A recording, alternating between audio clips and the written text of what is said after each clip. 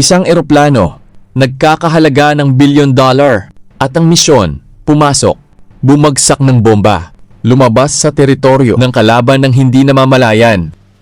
Ito ang B-2 Spirit Stealth Bomber, ang pinakamahal, pinakalihim at pinakadelikadong eroplano sa buong mundo. Hugis paniki, balot ng modern technology.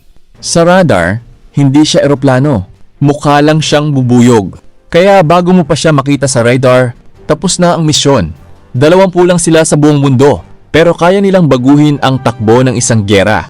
Lumilipad mula Amerika, papuntang gitna ng Asia nang hindi nagre-refuel.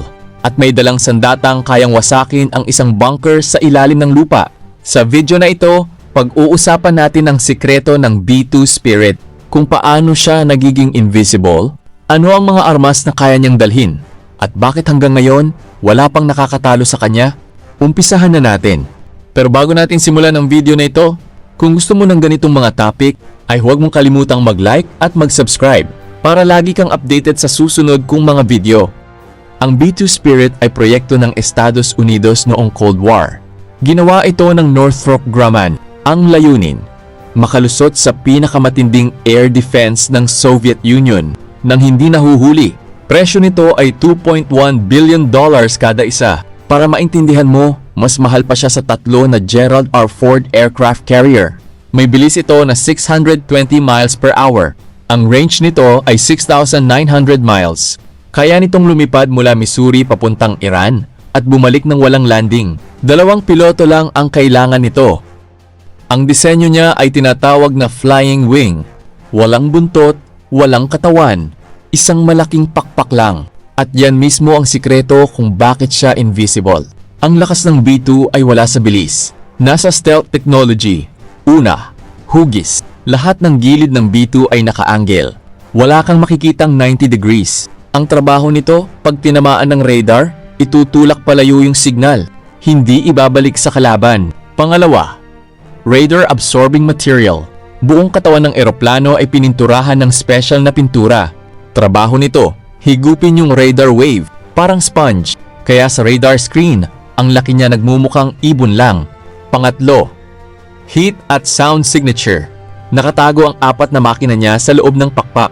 Pinalamig din yung exhaust para hindi makita ng infrared missile. Kahit ang tunog niya, mas tahimik kumpara sa ibang bomber. Ang isang B-2 bomber na kasing laki ng football field, sa radar ay mas maliit pa sa isang drone. Huwag kang paluloko sa itsura nito. Ito ay Flying Arsenal. Payload capacity, 80,000 pounds.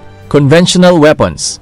Kaya nitong magdala ng 16 na JDAM Smart Bomb. Smart Bomb ibig sabihin GPS guided. Isang pindot, isang tama. Kaya rin nitong magdala ng 80 na 500-pound bomb sabay-sabay. Nuclear weapons. Ito ang pinakadelikado. Kaya nitong magdala ng 16 na B-83 nuclear bomb o kaya B6112. Ito ay precision nuclear bomb. Ibig sabihin, kaya nitong tumagos sa 200 feet na semento bago sumabog para sa mga bunker at missile sa ilalim ng lupa. Kaya ang B-2 ang ginagamit kapag kailangan ng US ng surgical strike pero malayo at delikado. Hindi siya pang display lang. Ginagamit talaga siya. Noong 1999 sa Kosovo, unang combat mission, 30 hours na lipad. Lumipad mula US, binomba ang Serbia at bumalik agad ito. Noong 2001 sa Afghanistan, 44 hours na lipad.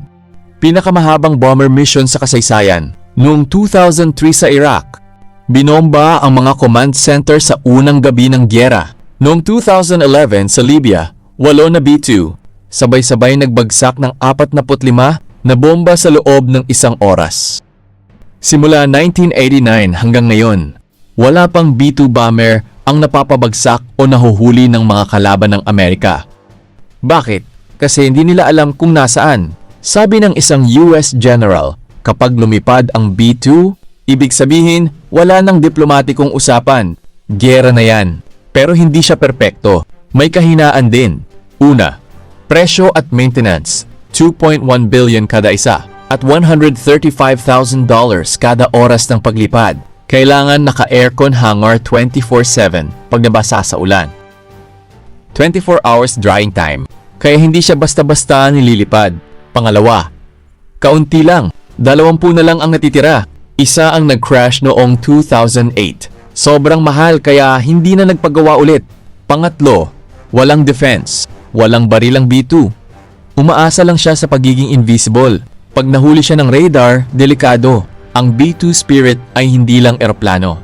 Ito ay simbolo ng kapangyarihan ng Amerika. Patunay na sa modernong gyera, ang panalo ay nasa teknolohiya at sa pagiging invisible sa radar. Isang eroplano na kayang mag-isa, tumawid ng karagatan, at baguhin ng kasaysayan sa isang gabi.